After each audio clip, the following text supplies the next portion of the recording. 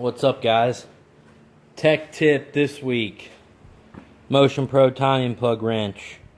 I see a lot of guys really complaining about getting their timing plugs or their oil filler caps out. They can be tough to get out with a flathead, but I'm going to tell you two things.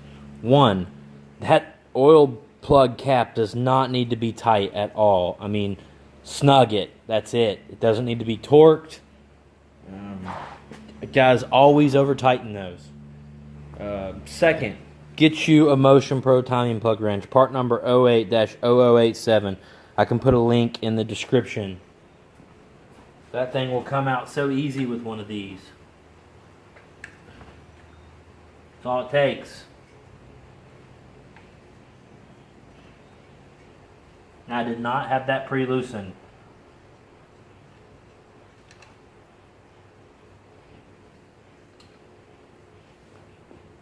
These things are great, man. 3 different sizes. Normally the small one. Look how much I've used mine. I've used it so much, I've bent it. I need to get a new one.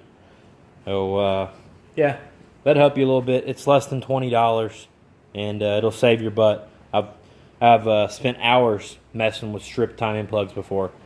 Thanks.